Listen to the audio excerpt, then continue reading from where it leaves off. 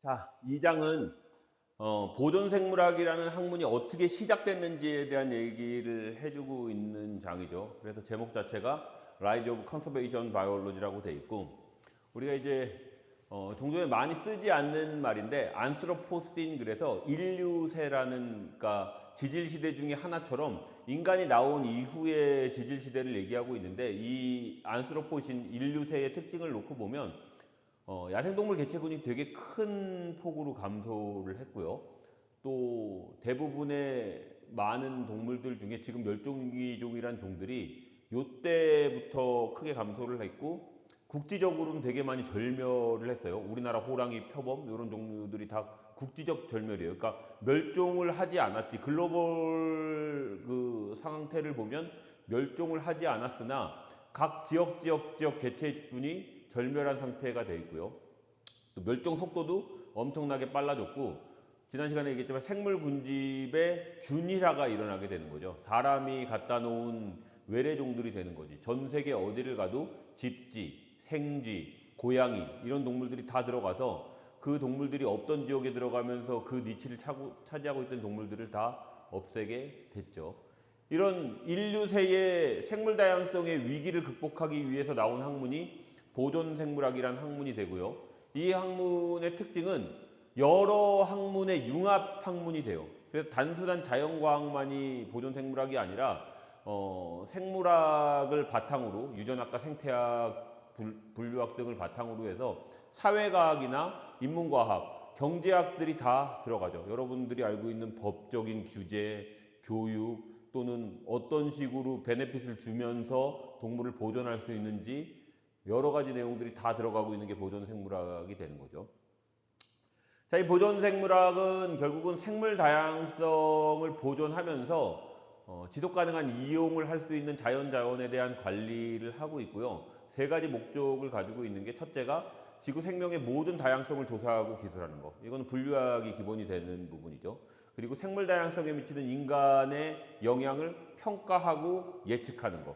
진단을 위한 방법이에요. 우리가 보존생물학하고 의학하고 되게 비슷하다고 얘기를 하는데, 이게 이제 진단 방법 중에 하나가 되는 거죠. 이게 주로 여러분들이 지금 쓰고 있는 모델링들이 다 이 방법이 되는 거고요. 그 다음에 마지막에 해법을 던지는 거죠. 생물 다양성의 지속적인 보호 관리에 대한 해법은 아까 얘기했지만 이게 단순하게 생물학에서 던질 수 있는 부분이 아니라 이게 경제학, 사회학, 인문학이 섞여서 나가는 부분이 바로 이 부분이 되죠. 그러니까 방법은 사람이 문제를 일으켰다는 거기 때문에 사람이 거기에서 뭔가 빠져나가야 되고 사람의 영향을 최소화해야 된다 그러면, 사실 그냥 사람 없어뜨리게 할 수는 없잖아. 우리가 사람인데. 사람 다 죽여 없애버리면 깔끔한 방법이지만 그게 안 되니까 사람이 공존하면서 뭔가 할 수 있는 해법들이라는 게 지금 얘기하고 있는 이런 방법들이거든요. 그러니까 뭔가 경제적인 베네핏을 주면서 동물을 보호한다 그러면 에코투어리즘, 뭐 이런 식의 다른 방법들을 계속 대안으로 제시해야 되니까요. 자, 80년대 중반에 보존생물학이 나온 이후에 뒤에 한 번 더 설명을 하겠지만 너무 급속도로 발전해갖고 지금 사실 보존생물학은 되게 메이저 학문이 돼 있어요. 응용생태학 중에는 가장 메이저한 학문이 보존생태학이라고 얘기할 수 있고요. 자, 이게 실질적인 노력이라는 게 마치 80년대 이후로 생긴 것 같지만 아니에요. 되게 오래전부터 보존에 대한 얘기들이 나오고 있으니까 그거에 대해서 이제 하나씩 훑어보면서 가봅시다. 보존 생물학 말고 보존이라는 것 자체에 대한 기원을 본다 그러면요. 환경 문제가 있었고 그거에 대한 해법으로 보존을 계속해서 얘기를 했는데 아주 오래 전부터 환경 문제들이 생기고 있죠. 제일 오래된 거는 선사시대에 이미 우리가 여러 대형 동물에 대한 멸종을 이끌어 나갔는데, 주로 북미 대륙에 들어갔던 우리의 조상들이, 뭐 우리의 직접적인 조상은 아니지, 미국 아메리카 네이티브 아메리칸의 조상들이 그 문제들을 일으켰는데, 우리가 알고 있는 털 달려있는 우울리 맘모스나 그 다음에 도도새 같이 날지 못하는 새들, 그리고 검치호라 그러는 이런 애들하고 뭐 땅늘보 이런 애들이 사람이 들어갈 때마다 멸종을 해왔거든요. 그러니까 잘 살고 있다가 어느 지역에 사람이 없었는데 처음으로 사람이 첫 발을 들이면 그 이후에 멸종, 첫 발을 들이면 그 이후에 멸종, 이게 지금 계속 반복되어 왔던 부분이거든요. 자, 이런 멸종을 이끌고요. 서식지도 파괴를 하게 되는 게, 지금도 쓰고 있는 화전법들을 쓰잖아요. 불을 질러버려 갖고는 어쨌든 동물이나 식물이 살고 있던 데를 완전히 황폐화시키고 사람은 거기에다 농사를 짓고 있거든요. 우리는 지금 우리나라에서 화전을 보기 어렵지만 아직 다른 나라들 중에서 화전을 일구고 있는 나라들은 상당히 많아요. 동남아 국가들 중에서는 흔하게 보이는 농사 방법 중에 하나가 되고요. 문명시대로 넘어와서는 이미 그리스 시대의 숲 파괴에 대한 얘기가 있고요. 터키나 시리아 같은 지역 중에 보면은 옛날에는 숲이었는데 사람이 숲을 파괴해버리고 그 지역에 다시 숲이 재생이 되지 않고 숲이 없어버리니까 증산이 일어나지 않고 이게 숲이 있을 때는 증산이 일어나서 구름에서 비가 내리고 이게 반복되게 되는데 인공적인 사막이 만들어진 지역들이 이 지역들이에요. 지금 중동의 몇몇 지역들이 옛날에 보면 다 나무들이 있고 숲이 있었는데 사람이 목재들 다 쓰고 땔감 쓰고 이러면서 다 파괴한 다음에 사막이 되니까는 결국은 사람도 못 사는 상황까지 만들어 놓게 되죠. 자, 선사시대에 보존이 있었냐라는 질문들을 한다 그러면 이게 참 이런 부분들에 대해서 우리가 히피라고 그러는 그런 사람들 옛날 우리들이 옷 같은 거 안에 입고 문명을 가지고 있지 않을 때는 되게 조화로운 삶을 살지 않았냐라고 얘기하는 사람들이 있거든요. 지금 얘기하고 있는 이 부분들 현대인은 자연 파괴자고 옛날엔 되게 조화롭게 살았을 거다라는 그런 얘기들이 있는데 사실 잘 안 맞긴 해요. 옛날에 못 죽인 거지 안 죽인 건 아니고 옛날 사람들이 뭐 그런 얘기들 많이 해서 그 서양 사람들 많이 얘기하는 것 중에 예를 들어 바이슨이다. 서양 사람이 들어가서 바이슨을 대량 멸종시켰다라고 얘기를 하는데 그 전에 네이티브 아메리칸이란 사람들은 바이슨 한 마리를 잡으면 뭐 가죽 뼈 모든 걸 다 먹고 이용하고 그래서 되게 잘 썼다 그러는데 그 사람들이 미리 서양 사람들처럼 총이 주어지고 뭔가 도구가 주어졌다 그러면 그래도 그걸 잘 보존했을까에 대한 그런 질문들 그 사람들이 정말 자연을 사랑해서 그걸 아꼈을까? 거기에 대한 질문들이 아직도 많이 나온 거죠. 과연 옛날 사람들이 그 네이티브 아메리칸이 미래 사람들을 위해서 바이슨을 안 잡고 한 거냐 안 잡은 거냐 못 잡은 거냐에 대한 얘기들이 계속 많이 나오게 되죠. 저기에 몇몇 얘기 많이 나오는 것 중에 컨서베이션이란 말을 그대로 영어로 쓰고 있고요. 프리저베이션, 프리저브, 프로텍트, 리스토어 또는 리커버리 이런 말들을 많이 쓰는데 우리가 구별해서 얘기한다 그러면 컨서베이션이라는 말을 한국말로 할 때 보전이라는 말을 하거든요. 보호하고 뒤로 넘긴다라는 의미가 있는데 컨서베이션에는 항상 같이 수반되는 의미가 매니지먼트의 개념이 같이 들어있어요. 그러니까 프리저베이션이 좀 약한 의미의 보존이 되거든요. 프리저브 한다는 거는 사람의 간섭을 최소화하는 그냥 자연 보호할 때 보호거든요. 그냥 냅두는 식의 보호라면 컨서베이션은 너무 심하게 이미 파괴되어 있는 상태이기 때문에 그냥 냅두는 것만으로 원상복귀가 되지 않을 것 같아서 사람이 뭔가 개입해야 된다라는 생각을 하고 있고요. 그 상태가 되게 심해져 있을 때 쓸 수 있는 방법이 리스토어나 리커버리라는 방법. 이거는 진짜로 완전히 파괴돼서 새로운 생태계를 창조해야 되는 상황까지 갈 때에 대한 얘기를 해서 저런 부분에 대한 그 개념은 좀 파악하고 있는 게 좋죠. 우리가 아까 전에 옛날 사람들이 자연을 보호했다라고 생각하는 거에 대한 선사시대나 그 이후 고대 사람들에 대한 증거를 몇 개 제시하면 그런 부분이 있거든요. 종교적인 믿음, 우리도 토템 같은 걸 가지고 있는데 이게 동양적 사고긴 해요. 그러니까 서양적 사고에서는 우리가 사람이 기독교적 사고죠. 하나님한테 자연에 대한 관리를 부여받은 임무를 가지고 있기 때문에 그래서 자연을 지키기도 하지만 자연보다 사람이 위에 있다라는 생각을 하게 되고요. 동양적 사고에서는 사람하고 자연이 동등하다라는 생각을 하게 되거든요. 우리의 이론 중에 뭐 윤회 이론 같은 걸 생각할 때 사람이 사람으로만 윤회하는 게 아니라 사람이 어떤 동물로도 다시 태어나갖고는 거칠 수 있기 때문에 사람이라는 종과 다른 동물 종에 대해서 뭔가 계급을 따로 나눠서 사람은 위에 있고 다른 동물 종은 밑에 있다라고 얘기하지 않거든요. 근데 서양에서는 그건 확실해요. 서양에서는 짐승들은 기독교적 사고에서 영혼 조체가 없다라고 생각을 하거든요. 우리는 짐승도 풀도 돌도 다 뭔가 혼령이 있다라는 게 우리의 토테미즘인데 서양적 사고랑은 되게 많이 다르죠. 그래서 이게 사실 우리들이 볼 때는 당연한 얘기를 서양 사람들은 되게 신비롭게 얘기를 하거든요. 옛날 사람들은 동물, 식물하고 모든 게 연결돼 있다는 믿음. 사실 우리는 늘 그래왔거든요. 지금도. 동양 사람들, 특히 우리나라 사람들한테 저건 이상한 게 아니거든요. 우리는 자연의 일부분이라는 생각을 우리는 갖고 살아왔던 거고, 서양 사람은 자연 위에 우위에 사람이 있다라고 생각하는 부분이었기 때문에 이런 부분들은 약간 좀 차이가 있긴 한데, 우리는 뭐 사실 되게 일반적인 얘기죠. 그래서 우리 옛날 사람들, 지금의 우리들도 자연의 우리가 일부고, 우리 모두 사실 어떻게 보면 자연의 하나라는 생각을 갖고 살아왔기 때문에 옛날에 당연히 그러왔지 않겠냐라고 생각하고, 특히 옛날 선사시대의 수렵사회 또는 채집사회 같은 경우는 이런 동물, 돌, 장소, 동굴, 식물 뭐 하나하나에 정령이 깃들어 있다라고 생각하고 걔들을 함부로 대하지 않게 생각했다고 얘기하죠. 지금 캐나다 원주민이 소가이라는 연어를 보호한다라는 얘기를 하거든요. 쿼터를 정해놓고 어느 이상은 안 잡고, 그러니까 많이 안 잡고 내가 필요한 만큼만 잡았다라는 그런 얘기들을 하는데, 그게 이제 일종의 하나의 미래를 위해서 아껴두는 보존 방법이 아니냐라고 여기서 언급을 하고 있는 부분이거든요. 과연 그럴까? 다른 반론도 있긴 해요. 자, 동양에서 자연과 친숙하게 가는 것 중에 하나가 풍수라는 부분이거든요. 교과서에는 이 풍수를 되게 신비하게 얘기하는데, 우리나라의 풍수랑은 조금 달라요. 우리는 한국에서 생각하는 풍수는 음태 풍수거든요. 그러니까 묘자리를 보는 풍수가 되게 강해요. 그러니까 조상들을 좋은 묘자리에 눕히고 그래서 좋은 걸 후손이 받는 그런 음택이 강한데, 음택 말고 양택 풍수라 그러면은 우리가 도읍지를 정하는 거, 산 사람이 어디에 사냐에 대한 부분이거든요. 그래서 우리도 익숙하게 알고 있는 풍수의 양택이라 그러면 배산임수라는 얘기를 많이 하게 되거든요. 그러니까 뒤에 산을 놓고 앞에 물을 놓는다라는 게 여러분들이 알고 있는 배산임수의 기본이거든요. 이건 뭐냐면, 풍이라는 거는 바람이잖아요.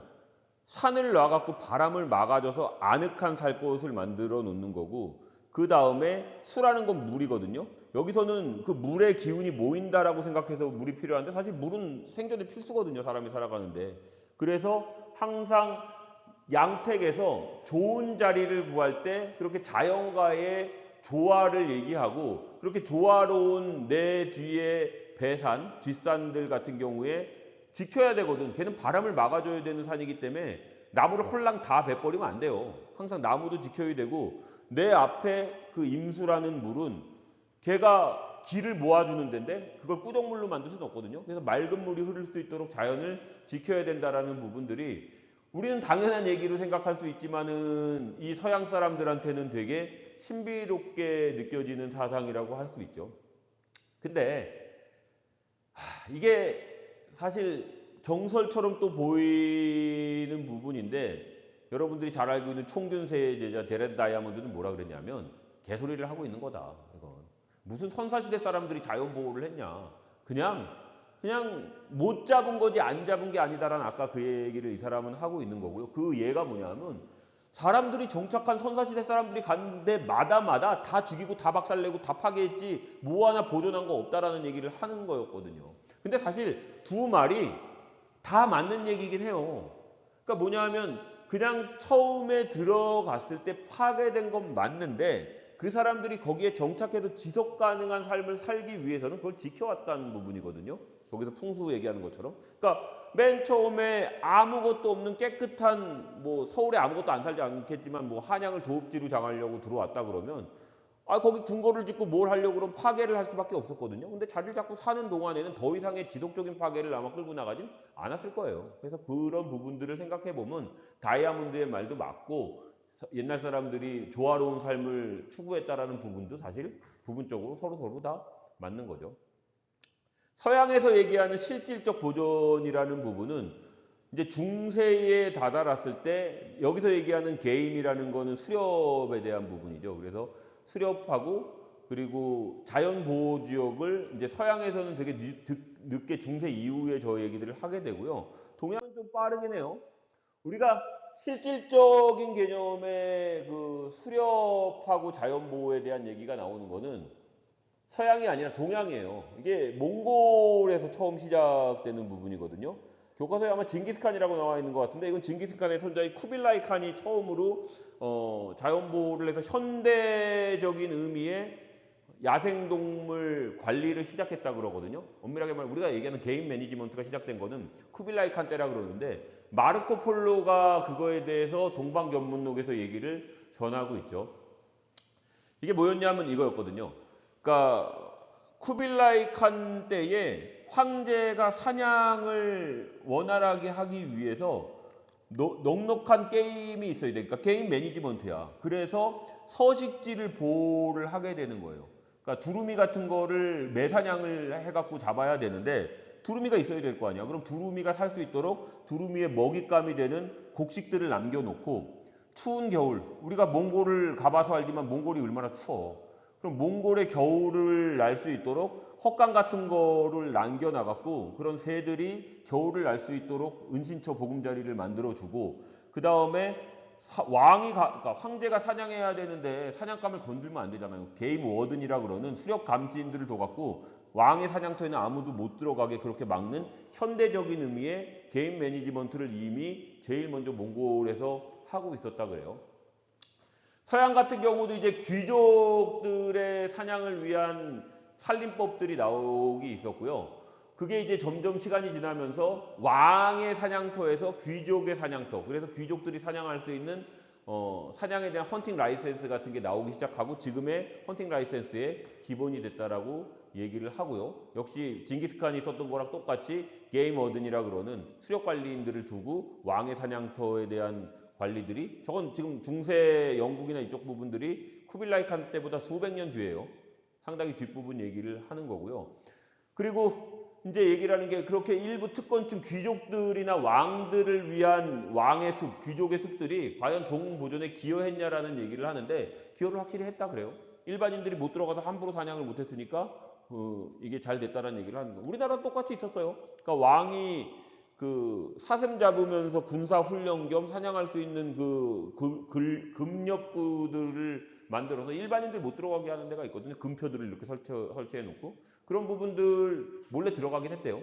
근데 그게 몰래 들어가서 겨우 뭐 나무를 하고 그랬지만 완전히 그걸 풀어놨다 그러면 더 개판이 됐겠지.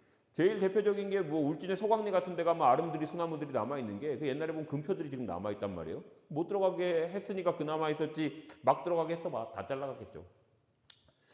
자, 산림 보존의 기초가 됐던 부분들을 보면요. 이게 시작이 영국이 이제 동인도 회사를 만들잖아요. 그리고 식민지를 관리를 해야 되는데 뭐 그 식민지를 위해서 그랬겠어? 자기들이 동인도 회사에서 식민지를 쪽쪽쪽쪽 빨아먹어야 되니까는 거기에서 이제 산림보를 시작을 하고 있었고요. 이 보존을 해갖고는 잘 지키고 토양 유실을 막고 숲을 가꾸는 게 더욱더 경제적이다라고 생각했기 때문에 동인도 회사가 숲 보존 현대적인 개념의 근대적인 개념의 보호 프로그램들을 만들고 있었고요. 이게 이제 점점 더 나가서 국립공원의 시작이 되는 거거든요. 그러니까 국립공원도 역시 국립공원이란 이름이 제일 먼저 붙은 거는 미국의 옐로스톤이 최초의 국립공원이긴 해요. 근데 역시 이것도 몽골이 더 먼저예요. 우리가 그 복두칸 마운틴 같은 경우가 현대 얘기하고 있는 기본 그 국립공원의 개념을 정확히 가지고 있는 사실 이름이 국립공원이 아니었던 것 뿐이지 최초의 국립공원이라고 얘기할 수 있는 부분이죠. 이제 국립공원 레인저를 대신해서 승려들이 지키고 있었던 거거든요. 그래서 승려들이 이제 막대기를 들고 들어가 갖고는 일반인들이 들어오면 함부로 못 들어가게 막고 산을 제대로 관리해 갖고 복두칸 마운틴이 제대로 지켜지도록 했던 거죠. 자, 국립공원 시작이라는 게 이제 귀족들이 봤을 때 귀족들이 이제 그 표본 같은 걸 많이 모을 때예요. 자기들이 직접 표본을 모으는 건 아니고 우리가 알고 있는 월러스 같은 사람도 이렇게 저렇게 전 세계를 돌아다니면서 표본을 갖다가 귀족들한테 상납을 하고 그게 지금 자연사 박물관들의 기본이 되죠. 몇몇 자연사 박물관들이 보면 왕립 자연사 박물관으로 시작한다든지 이렇게 가니까 귀족이나 왕족들이 저걸 모으고 있었는데 그렇게 모으다 보니까 멸종에 대한 얘기들을 알고 있었거든요. 대표적인 게 도도새 같은 경우죠. 도도새 흔해 빠져갖고는 쉽게 표본들만 모으고 있던 새인데 어느 날 되게 귀해지고 표본 구하기 되게 어려워지는 상황이 됐고요. 유럽 같은 경우는 이 귀족들이 즐겁게 사냥하는 것 중에 하나가 유럽 바이슨이거든요. 아메리카 바이슨의 카운터파트가 되는 건데 이게 이제 뒤에 동영상도 한번 나오고 여러분들이 그 논문 읽을 때 보면 폴란드 논문을 읽으면 항상 나오는 그 숲이 이거거든요. 비아워비에자 숲에 대한 얘기들이 나오는데 여기 사실 유럽 바이슨이 멸종을 해요. 여기서 지키려고 그러다. 그러다가 여기서 사실 복원 사업을 하고 지금 복원이 돼 있긴 하거든요. 이게 동영상이 아마 뒤에 살짝 나오긴 할 텐데 시간이 안 되니까 동영상은 뭐 넘어가긴 할 것 같아요. 짧은 동영상 하나 봅시다. 이거는 뭐 말이 있는 동영상이 아니라 글이 있는 동영상.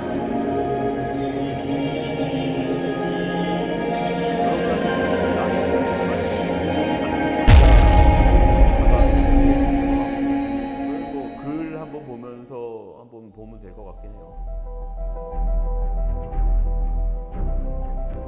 이게 저 숲이거든요. 아까 얘기했던 폴란드에 있는 숲인데 그림만 몇 개 보다가 폴란드 논문 보면 다 저기서 그냥 썼어. 옛날에 만들어놓은 인공지능 같은 거 AI로 그림하면 이게 구글 어스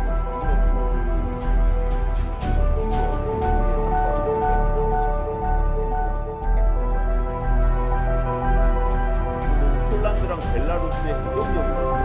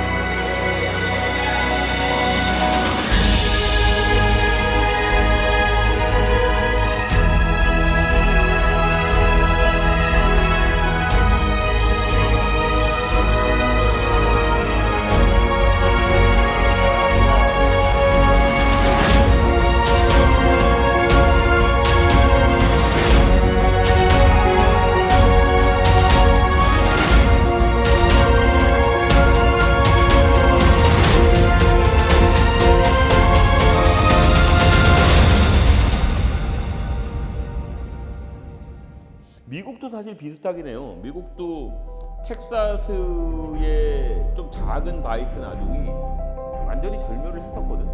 근데 그 절멸하기 직전에 돈 많은 그 귀 부인이 바이슨을 갖다 자기 집에서 키운 거야. 정말. 그래서 그걸로 다시 해갖고는 텍사스 아족을 풀어나가고 지금 그거를 하고 있거든요. 그것도 지금 사실 완전히 절멸했던 바이슨을 갖다가 근처에서 키우고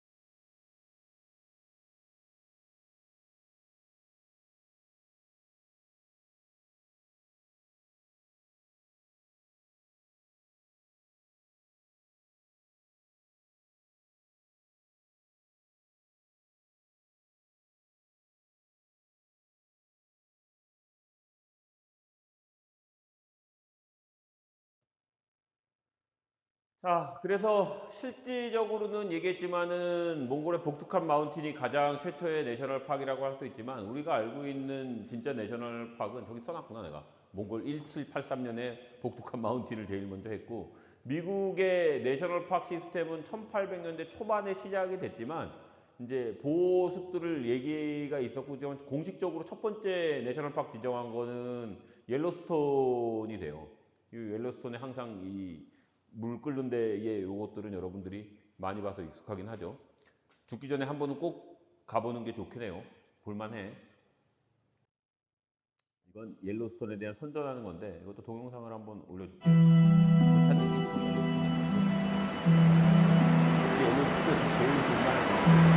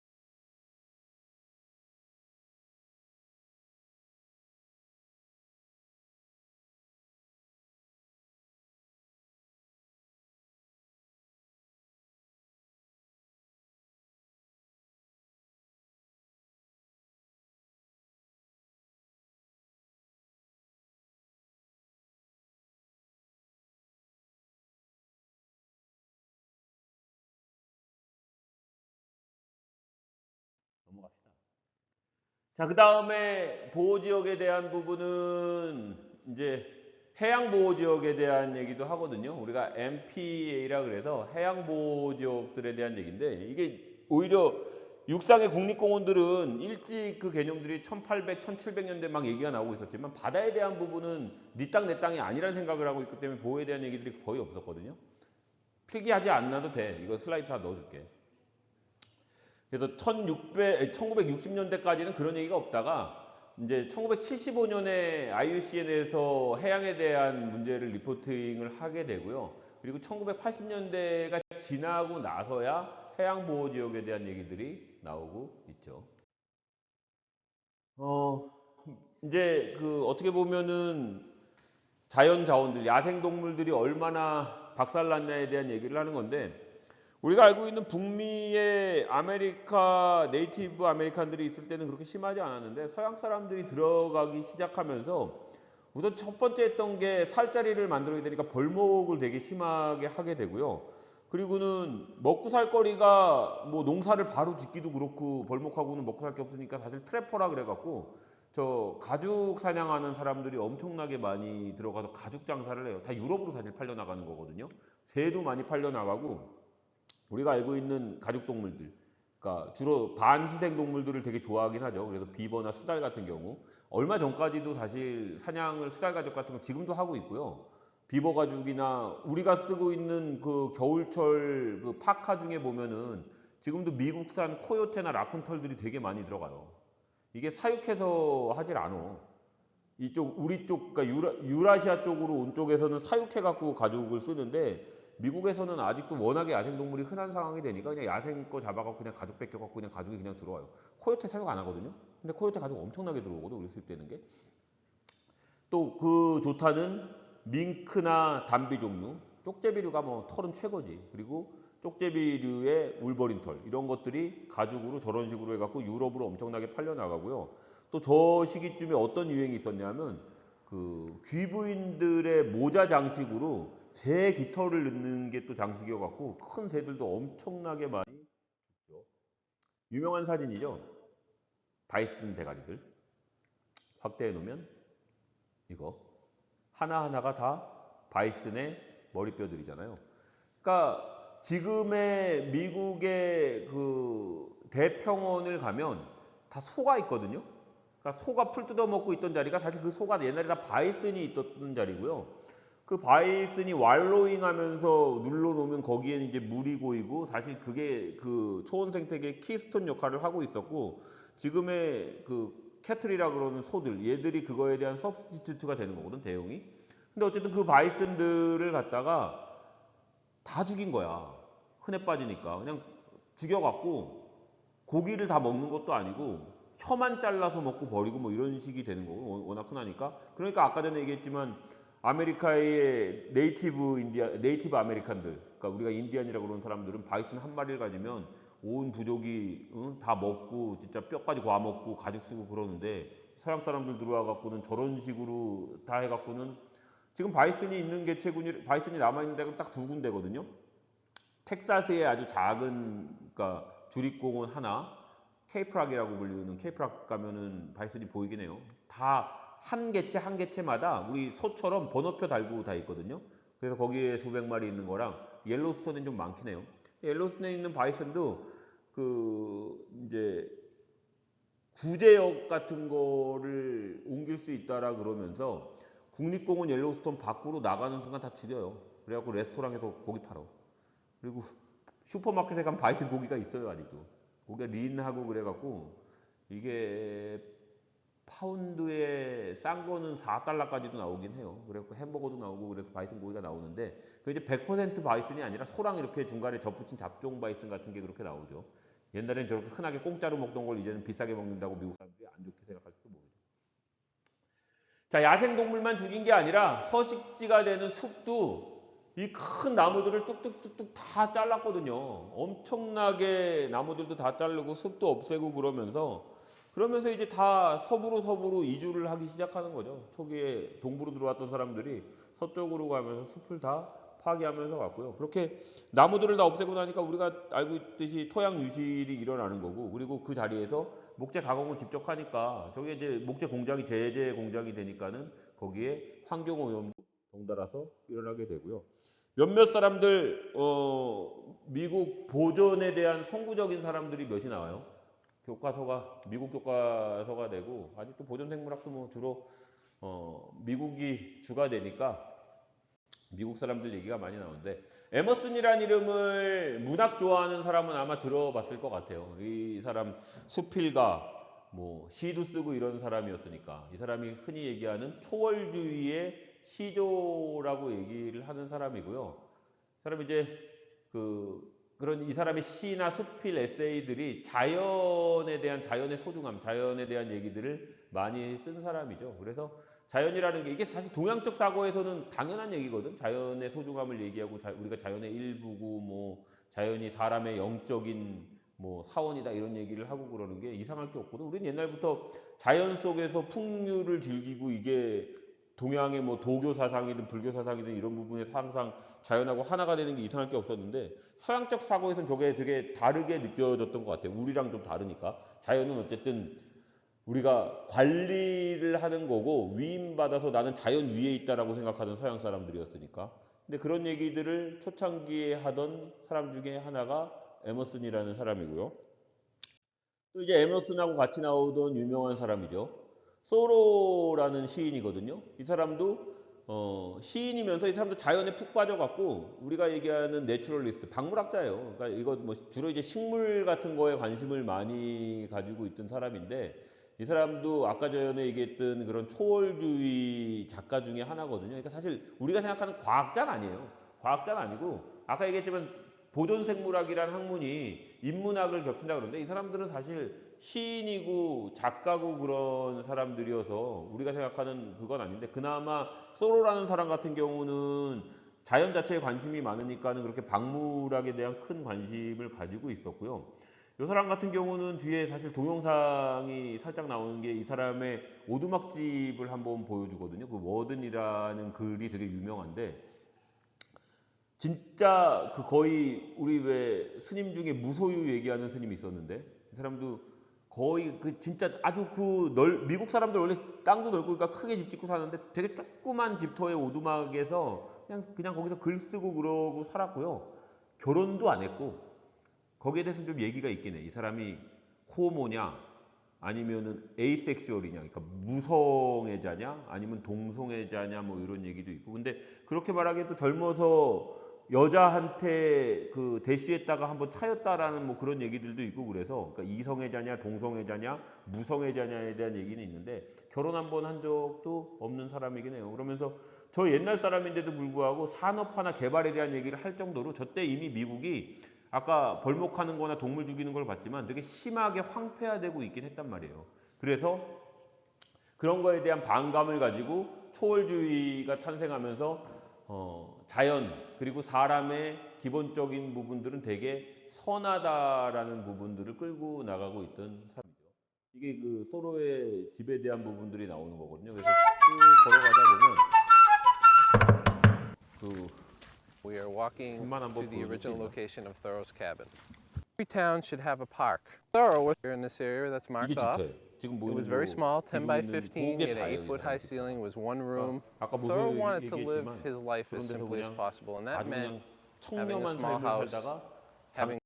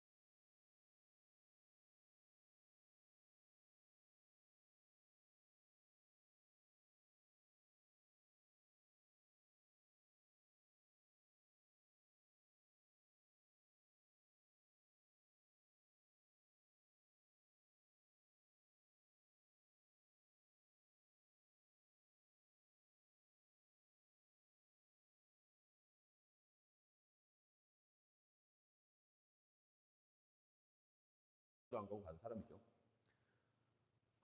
존 무어는 아마 관심이 있는 사람은 들어봤을 수도 있어요. 되게 이런 보호 얘기가 나오다 그러면 빠지지 않는 이름이고요. 환경주의자의 가장 윗대에 있는 사람 중에 하나라고 볼 수 있죠. 그러니까 앞에 둘은 사실은 되게 문학가고 시인이고 이런 식이 되니까 환경주의자라고 얘기하긴 그런데 이 사람은 환경운동하던 사람이거든요. 그러니까 우리가 존 무어 같은 경우 제일 유명한 게 뭐냐면 이 사람이 국립공원의 아버지라는 얘기를 해요. 그리고 이 사람이 진짜로 환경 보존에 대해서 앞장서던 사람이죠. 그래서 캘리포니아 쪽에서 활동했기 때문에 우리가 알고 있는 그 요세미티 국립공원이나 이런 국립공원들을 만들 때 이 사람이 거의 주도적인 역할을 하게 되고요. 뒷부분에 이제 이 사람이 좀 극단적인 환경주의자긴 해요. 그래서 그러니까 우리가 뭐 항상 뭐 정치에서도 좌우를 따진다 그러면 이 사람은 좀 심하게 모든 걸 다 포기하고 뭐 개발에 그냥 완전히 끝으로 우리가 사실 지금 환경보존 얘기를 한다 그러면 우리 쪽에서 얘기하는 거는 지속 가능한 이용을 얘기할 수 있는 사람인데 이 사람은 그런 부분들 되게 싫어요. 그냥 완전한 철저한 보존 쪽을 주장했던 사람 중에 하나죠. 그래서 자연이 얼마나 중요하냐를 얘기할 때 겉으로 보이는 그 자연에 대한 값어치뿐 아니라 자연이 가지고 있는 그런 내재적인 뭐 영적인 부분이나 이런 부분에 대한 부분들도 많았었고요. 그리고 서양 사람들한테는 얘기했지만 좀 다르게 느끼지만 사람 외의 생물도 되게 중요한 위치에 있다라는 부분들을 얘기를 했거든요. 서양 사람들은 사실 사람을 제외하고 나머지는 되게 미치거든요. 왜냐하면 기독교에서 얘기하는 거는 천지창조 후에 하나님이 이것저것을 다 만들어내고 아담한테 그 모든 권한을 줘버리거든. 네가 얘들 이름도 붙이고 그래서 사실 최초의 분류학자를 아담이라고 얘기를 하는 거죠. 이름도 붙이고 관리도 하고 이런 식이거든요. 그러니까 자연을 대할 때 관리자로서의 대하는 자연이기 때문에 내가 자연을 신한테 위임받은 권한을 가지고 관리하는 거기 때문에 지키는 건 맞지만 내가 자연보다 위에 있다라는 생각을 하게 되는데 이 사람은 자연도 되게 중요한 신이 만든 창조물이고 너도 사람도 하나의 창조물이기 때문에 자연을 막대하는 건 신에 대한 도전이다라는 얘기를 하게 되고요. 이 사람이 보존에 대한 윤리들을 만들면서 그게 결국은 미국 보존에 대한 근간도 되는 거지만 국립공원을 만들 때 사실 근본이 되게 돼요. 되게 중요한 사람이긴 해요. 존 무어 같은 경우는. 자, 우리 여러분들이 다 아는 사람이죠. 테디베어. 그 테디베어의 테드. 그러니까 미국 사람들이 가장 존경하는 그 대통령의 한 사람이라 그러고요. 보존 쪽에 엄청나게 큰 힘을 쏟은 사람이거든요. 그러니까 이 사람으로 들어가면서 그냥 그런 관념적인 초월주의에서 이제는 자원에 대한 보존 윤리 쪽으로 좀 전환하게 되는데 우리나라 입장에서 볼 때 테오도르 루즈벨트는 개새끼야, 사실. 여러분들이 조금이라도 역사를 안다 그러면 이 사람이 얼마나 한국이 일본한테 먹히는데 큰 힘을 보탰는지를 생각해 보면 우리 입장에서 정말 개새끼죠. 이게 저 누구야? 그 가스라 테프트 밀약의 뒷배경이 되거든요.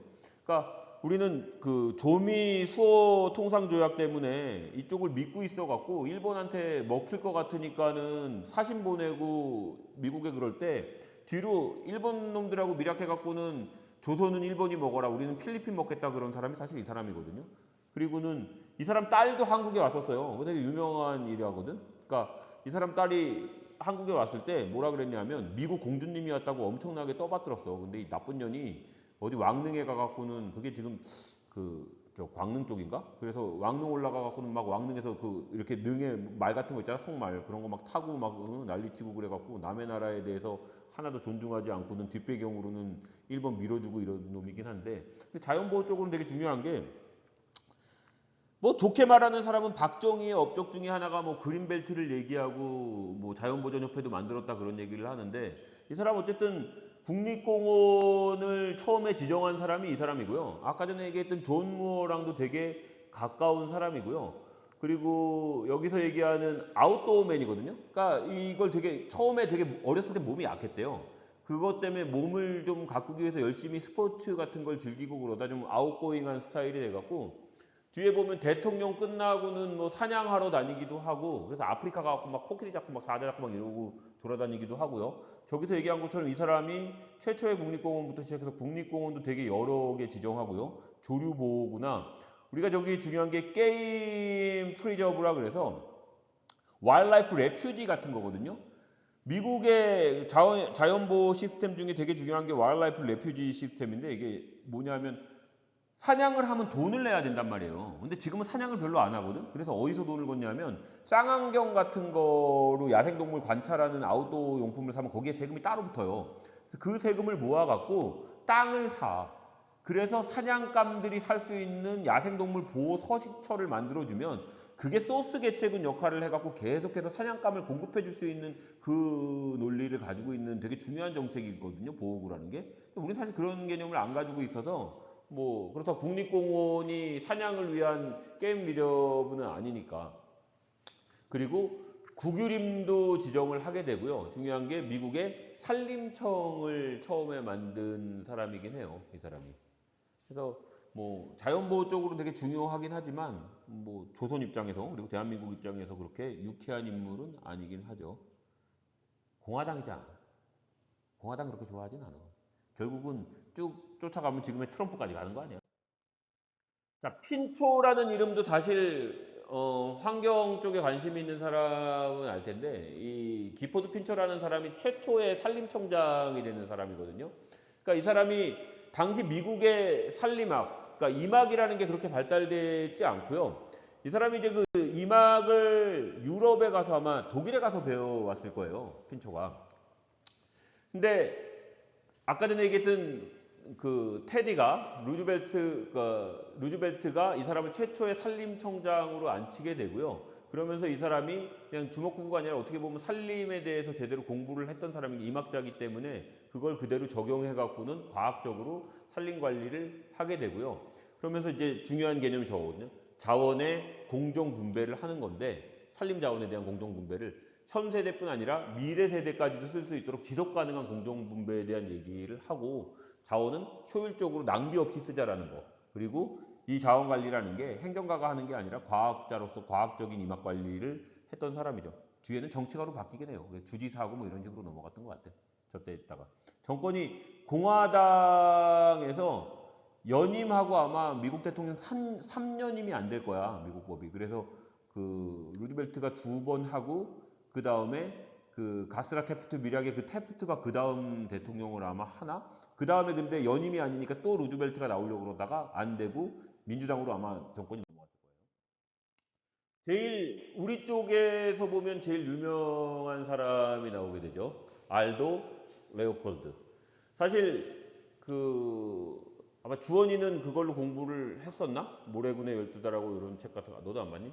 우리가 원래 지난 겨울에 그걸로 스타디를 하려고 그랬는데 레오폴드의 유명한 책들이 있죠. 그 중에 일반인도 많이 읽는 책이 샌드 카운티 알마니악이라 그래서 우리말로 번역하면 모래군의 12달로 번역이 되어 있는데 그 책의 세 번째 장이 바로 토지 윤리예요. 랜드 에틱에 대한 얘기를 하고 있는 건데 이 사람이 이제 맨 처음에는 그 산림청의 공무원으로 일하면서 야생동물 관리를 하게 되거든요. 그때는 지금 얘기하는 저런 뭐 진화적인 접근으로 하질 않고 되게 단순한 관리 방법을 쓰는데 이런 식이었거든요, 옛날에는. 그러니까 뉴멕시코에서 처음에 산림청 관리를 할 때 사냥감으로 쓰는 사슴의 양을 늘리기 위해서 제일 좋은 방법으로 생각한 거는 늑대를 다 죽이자야. 이 사람이 초기에는 그만큼 어떻게 보면은 덜 학문적으로 성숙되지 않았던 거죠. 그래서 서식지를 오히려 단편화시켜 갖고 사슴을 늘린다든지 그렇게 포식자를 제거해서 늘린다든지 이런 얘기를 하다가 결국은 여러분들이 알고 있는 트로픽 캐스케이드의 기본 개념도 사실 이 사람이 생각을 하게 되거든요. 그러니까 처음에는 그렇게 늑대를 죽이자는 사람이 나중에 늑대가 사라진 생태계에서 사슴이 폭발적으로 늘어가면서 주변의 다른 뭐 서식지의 그 숲이나 이런 부분들이 전체적으로 파괴되는 걸 보면서 아 이게 사실 최종 포식자가 없어지면서 그 연쇄 반응이 이렇게 가는구나에 대한 얘기도 해 나갔고요. 많이 변하죠. 그래서 맨 처음에 토지에 대해서 지금도 그렇고 대부분의 경우는 토지는 뭐 미국에선 특히 개인 땅으로 생각하고 개인 거라고 생각하는데 이 사람이 생각하는 토지 윤리라는 건 토지는 일종의 우리가 하늘에 지금 공기에 대해서 누구 거다라고 독점하고 그러지 않잖아요. 토지도 사실 마찬가지에 대한 얘기를 하는 거거든요. 공공재처럼 같이 써야 된다라는 얘기를 하는 거고요. 그리고 중요한 것 중에 하나가 이게 보존의 목적에 대해서 이 사람이 처음에 얘기했던 건 사실 저거였거든요. Maximum Sustainable Yield. 그러니까 그 우리가 할 수 있는 최대량의 수확을 걷는 게 이 사람의 젊었을 때의 관리 방법이었는데 뒷부분에 가면서 이 사람이 이제 공무원을 때려치고 최초의 야생동물학과를 만든 이후에 대한 얘기죠. 그때는 고연 보존이라는 거는 많은 양으로 하베스트라는 게 중요한 게 아니라 생태계를 잘 유지해가는 게 중요하다라는 식으로 바뀌게 돼요. 그래서 사실 야생동물 쪽에서는 야생동물학의 아버지로 우리가 가장 존경할 수 있는 우리 학문의 창시자처럼 생각할 수 있는 사람이지만 이 사람은 어느 순간 거의 뭐 철학자처럼 확 올라가게 되거든요. 환경윤리학자나 그런 식으로 돼서 동영상 하나가 또 있어요. 그래서 레오폴드가 얼마나 많은 영향을 미쳤나에 대한 얘기인데 뭐 시간이 많지 The 않으니까 rich diversity of the world's cultures reflects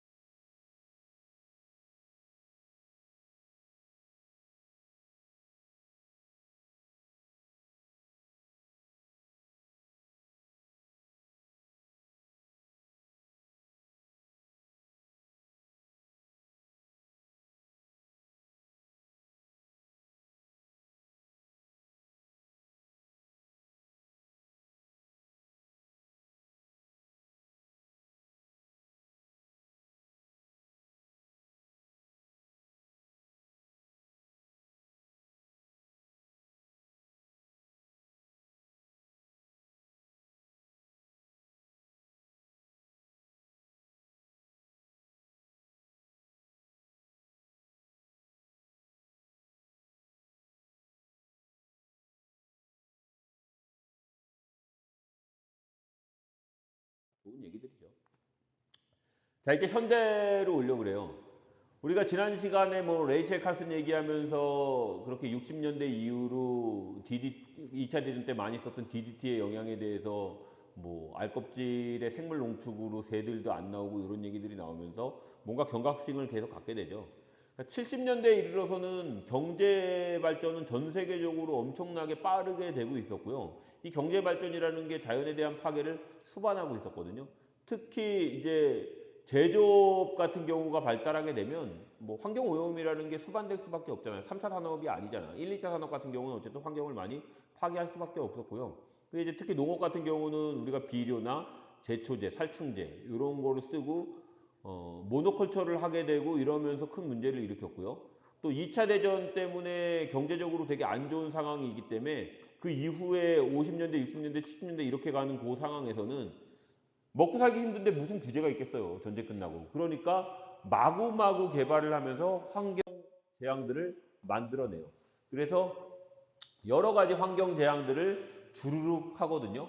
여러 사건들 쭉 있는데 그 중에 이제 얘기했던 게 일부러 뭐 요 사진 나온 거는 딱 이거였어. 요 뭐 저 강에 저 폐수들 많고 그랬는데 그 기름 둥둥 뜨고 거기에 불 붙어서 난리가 났던 거죠. 글자가 뚜렷하게 보이질 않아. 이거는 슬라이드 올려줄 테니까 나중에 한번 보면 돼요. 그리고 폴 에릭이 그 인구 폭발이란 얘기를 다시 하면서 멜서스가 얘기했던 그 인구론에 대한 얘기를 다시 한번 하죠. 우리가 지난 시간에 봤지만 인구가 정말 기하급수적으로 늘고 있는 부분들을 봤잖아요. 사실 늘 얘기하지만 지금 우리나라의 인구 증가율이 떨어지고 인구가 실질적으로 감소할 수 있는 상황이 갔다 그래도 전 세계적으로 그렇지 않다는 거거든요. 그러니까 제3국가라고는 아프리카 쪽은 아직도 무지하게 애를 낳고 그리고 남미의 카톨릭 국가에서는 뭐 피임이나 이런 부분들이 전혀 없기 때문에 계속해서 인구는 증가하는 쪽으로 가고 있죠. 자, 이제 보존 생물학이 떠오르고 있는 시기거든요.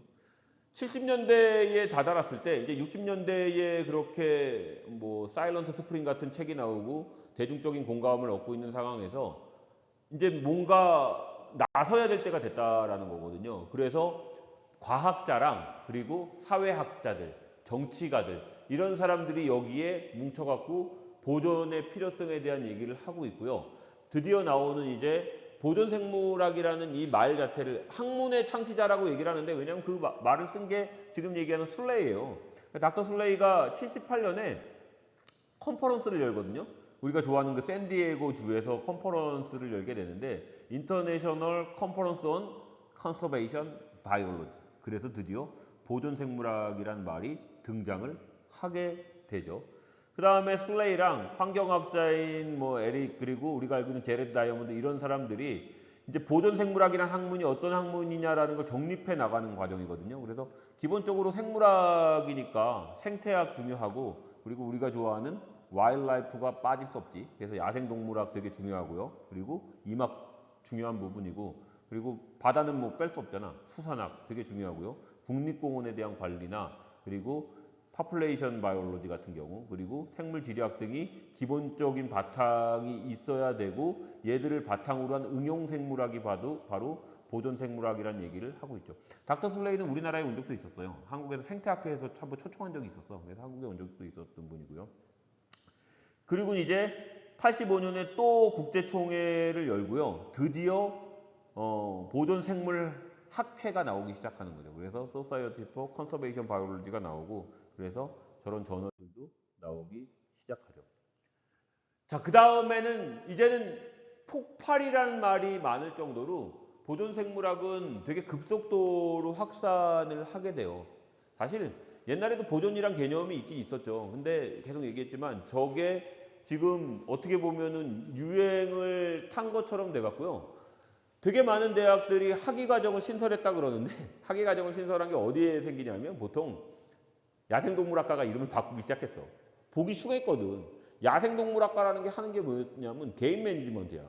그러니까 수렵을 하던 데였는데 총 쏴서 동물 죽이자는 거에서 동물들이 너무 없어지니까 거꾸로 이제는 동물을 살리는 방법으로 얘기를 하는 거였거든요. 그래서 야생동물학과의 트랙으로 해갖고는 컨서베이션 바이올로지 트랙들이 되게 많이 생기기 시작했고요. 그리고 생물학과도 당연히 컨서베이션 바이올로지를 하는데 실제적으로 컨서베이션 바이올로지는 야생동물학과에서 하고요. 생물학과에서는 뭘 했냐면 컨서베이션 제네틱스를 했어. 그래서 둘을 나눠서 했어요. 우리 방이야 뭐 컨서베이션 바이올로지랑 컨서베이션 제네틱스를 뭐 섞어서 하긴 하는데 그러면서 쭉 커지게 되고요. 개념이 이런 거거든요. 그러니까 기본적으로 융합학문이기 때문에 생물학이 바탕이 될 수밖에 없거든요. 생물학에서 우리가 알고 있는 개체군 생물학이나 생태학이나 분류학이나 유전학이 백그라운드가 되는 거고요. 그걸 인용해서 이제 자원관리학이라 그러는 이막도 어쨌든 응용생물학이니까 그 다음에 수산학이나 야생동물 관리학들이 그 다음에 들어가게 되고요. 그 다음에 우리가 알고 있는 사회과학이나 인문과학들이 다 합쳐져 갖고 하나가 되는 거죠. 우리가 이런 부분들을 사실 인문학에서 얘기하고 있는 법이나 정책이나 이런 부분들이 빠진다 그러면 이게 사실 공연불이 되죠. 야생동물 관리학에서도 늘 얘기하지만 제일 중요한 거는 사람에 대한 관리란 말이에요. 근데 사람에 대한 관리를 생물학에서 할 수 있는 부분은 아니거든요. 그렇기 때문에 저걸 정책이나 법 이런 데서 만들어주지 않는다 그러면 사실 그냥 공연불로 끝난단 말이에요. 우리가 아무리 생물 보존하자 뭐 이런 얘기를 해도 법적으로 탄탄하게 뭔가를 만들어 놓고 정책으로 뭔가를 끌고 나가지 않는다 그러면 저건 그냥 꽝이 될 수밖에 없죠.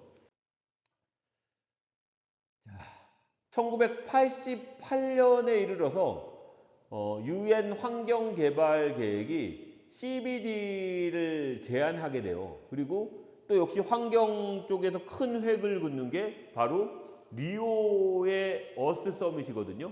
이게 92년도인데 여기에서 이제 전 세계 정상들이 다 모여요. 우리나라 대통령은 가지 않았고 우리나라 아마 총리가 갔나 뭐 그랬던 것 같은데 그래서 리우 서밋이 일어나는 게 CBD의 시작이 되거든요. 그러니까 종전까지 그 전에 중요한 거는 70년대에 우리 이제 야생동물 분야에서는 사이테스가 70년대에 나오긴 했지만은 전체 야생동물을 아울러서 모든 생물에 대한 보존을 하자라고 시작된 거는 CBD란 말이에요. 그래서 92년도에 리우 서밋이 되게 중요하게 되고요. 그 다음에 이 CBD가 시작은 92년도에 했는데 뭔가 한 획을 긋는 일이 언제 벌어지냐면 2010년도에 들어가서 나고야에서 열렸던 총회에서 아이치 현에서 아이치 타겟을 발표를 하게 돼요. 이건 이제 전 세계가 뭔가를 같이 하지 않으면 안 된다는 위기감에서 2010년부터 10년간 2020년까지 해서 2010에서 2020까지의 20개의 IT 타겟을 만들어내거든요. 안타깝게도 하나도 성공하지 못했어. 거기다가 2020년은 또 어떤 해죠? 코로나가 벌어졌던 해거든. 그래서 2020년에 제대로 CBD 캅이 열리질 못했어. 그래서 그 평가가 제대로 이루어지진 않았는데 그래서 어떻게 됐냐면 2030년까지 끌고 나가자는 식으로 지금 더 얘기를 끌고 나가고 있어요. 과연 20개의 타겟 중에 2030년이 됐을 때 몇 개를 더 이룰 수 있을지 모르겠지만 위급하다 그러면서 우리가 시작했던 2010, 2020 IT 타겟은 20개 중에 하나도 안 됐어. 되게 안타까워. 되게 비관적인 얘기긴 해요. 자, 2012년에 이베스가 들어와요. 그러니까 IPBS는 아까 전에 얘기했던 알도 레오폴드의 토지 윤리에 대한 부분이 되게 중요하긴 하죠. 그러니까 종전의 CBD는 생물 다양성에 대한 부분에 대한 협약이 되고요. 이거랑 똑같은 게 우리가 이제 여러분 그 모델링 할 때 많이 쓰고 있는 모델들이 나오는 게 어디 리포트지? IPCC 리포트잖아. IPCC의 6차 리포트잖아요. IPCC가 뭐냐 하면 기후변화에 대한 국가별, 그러니까 인터가버먼탈 플랫폼이 된단 말이에요. 근데 그 IPCC라는 게 어디서 나오냐 하면 기후변화 협약에 대한 플랫폼이야. IPBS, 이베스라는 거는 CBD에 대한 패널이야. 저건 패널, 이건 플랫폼. 똑같은 거지 뭐 패널이나 플랫폼입니다. 그래서 CBD에는 이베스 그리고 기후변화 협약이니까 UNCC Convention on Climate CCC인가 보다. 클라이밋 체인지 그래요. UNCCC에 대한 패널은 IPCC. 이런 식으로 하나씩 매칭을 해나갈 수 있거든요. 그래서 얘기했지만 저 이베스의 사무국을 한국에 유치하려고 미친 듯이 국제회의를 내가 끌려다녔음에도 불구하고 졌지. 그래갖고 저게 독일로 넘어갔나 아마 그랬던 것 같아요. 자, 2015년에 유엔에서 아젠다를 발표하거든요. 그게 이제 아까 얘기했지만 2020년까지 IH 타겟을 실현 못하니까 2030년까지로 새로운 타겟을 만들어낸 꼴이 되는 거죠. 자, 우리가 알고 있는 보존에 대해서 기본적인 개념은 이거예요. 그러니까 우리가 알고 있는 보존생물학이라는 것은 우리가 알고 있는 환경주의보다는 더 그 이상이다라는 걸 얘기를 하는 거거든요. 그러니까 환경주의라는 거는 사실 과학에 그렇게 바탕을 하고 있진 않아요. 그러니까 환경주의자들 우리가 만나보면은 사실 개소리 하는 사람들이 너무 많아. 그러니까 과학에 근거한 게 아니라 그냥 히피 문화처럼 그냥 환경을 지켜야 된다. 우리가 흔히 말하는 딥 이콜로지스트들이란 말이야. 딥 이콜로지 그러면 이콜로지? 생태학? 딥 생태학 그러면 심층 생태학? 되게 깊은 학문 아니야 이러는데 딥 이콜로지 종교야 종교. 종교에 빠져갖고 무소유로 우리는 빨개 먹고 다니면서 선사시대로 돌아가갖고 자연을 사랑해야지 이러는 말도 안 되는 얘기를 하는 건데 환경주의라는 게 그렇거든요. 그러니까 뭔가 과학을 바탕으로 하는 것보다는 이게 다 뭐 철학적인 부분이나 종교나 이런 부분에 바탕을 하고 있기 때문에 컨서베이션 바이올로지는 정확히 과학이에요. 우리가 알고 있는. 그래서 과학의 바탕으로 하고 있다는 게 기본 원리 중에 하나고요. 보존생물학의 중요한 점이 뭐냐면 이 크라이시스 디스플린이라는 건 뭐냐면 응급처치학이에요. 이게 시간이 많으면은 철저하게 조사하고 준비하고 뭐를 할 텐데 시간을 조금만 늦추면 그냥 바로 멸종이야. 우리가 한 번 돌았을 때마다 멸종되기 때문에 우리는 그냥 급하게 뭔가를 아주 작은 정보를 가지고도 뭔가 해야 돼. 응급실에 환자가 들어왔단 말이에요. 자, 이 환자를 우리가 제대로 진단하기 위해서는 내일 MRI를 찍고 뭘 하고 뭘 합시다. 내일 아침 봤더니 죽었어. 그런 일이 벌어질 수 있다는 거거든요. 그렇기 때문에 정보가 부족하면 그 부족한 최소한의 정보 내에서도 뭔가 액션을 취해야 되는 게 바로 보존생물학이에요. 보존생물학은 응급학이에요. 되게 중요한 학문이라는 거 되게 중요해서 여러분들은 그 생각을 해야 되고요. 그렇기 때문에 이건 어쨌든 빨리 답을 해줘야 돼요. 근데 이건 사실 과학자들한테는 되게 위험하거든요. 그러니까 내가 했던 답이 틀린 답일 수가 있잖아요. 제대로 진단하지 못하고 충분한 과학적인 증거에 기반하지 못하고 뭔가 답을 해버리면 틀릴 가능성이 많기 때문에 과학자들한테 되게 불안한 거거든요. 의사들도 그런 의사들 되게 많잖아요. 수술을 잘 안 해. 명확해갖고 내가 고칠 수 있는 게 아니면 수술을 안 하는 게 잘못해버리면 자기 명성에 누가 되기 때문에 성공할 수 있는 수술만 하거든요. 근데 보존생물학자들이 그런 식으로 해갖고 충분한 자료를 가지고 내 명성에 금이 가지 않게 작업을 하다 보면 일을 다 그르칠 수 있기 때문에 자기의 어떻게 보면 명성을 걸고라도 결단을 내릴 필요가 있다는 게 보존생물학의 핵심 중에 하나예요. 그러니까 뭐가 위급해 보이는데 빨리빨리 뭔가 액션을 이거 안 하면 이 종이 뭐 잘못될 것 같아서 급하게 처방을 했는데 사실 그게 아닐 수도 있거든요. 근데 최소한 그 종 어쨌든 멸종 안 하는 게 더 중요하잖아. 그러니까는 충분한 용단을 내리는 거죠. 그러니까 그런 경우가 대표적일 것 같아요. 사실 이게 아닌 걸 알지만 우리가 모델링을 해보니까 뭐 2040년은커녕 2060년만 돼도 우리나라에 사냥의 적합서식지가 하나도 없다더라. 하지만 알고 있거든. 2060년이 돼도 사냥이 멸종하지 않을 건 알고 있어. 적합서식지가 없다 그래도. 근데 뭔가 액션을 취해야 돼. 가만히 있을 수는 없어. 그냥 놔둬버리면은 적합서식지 진짜 모델링 해보니까 하나도 안 나온단 말이야. 그랬을 때 뭔가 용단을 내려야 된다는 거거든요. 근데 나중에 누가 비난하겠지. 네가 2060년이면 사냥 다 없어진다고 그랬잖아. 근데 왜 많어? 그건 그거고. 어쨌든 모델링이 그러니까는 뭔가 했으니까 남아있지 씨라고 달려들어야 되는 게 중요한 부분이죠.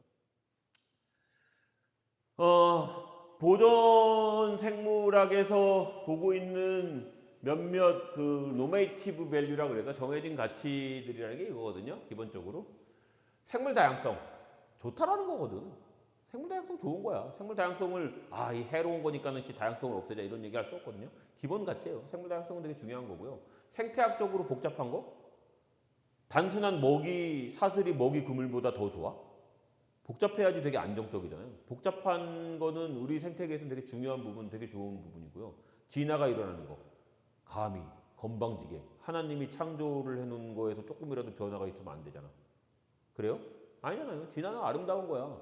멸종이 돼도 새로운 종이 나온다 그러면 그거를 메꿔줄 수 있기 때문에 진화가 되게 좋은 거죠.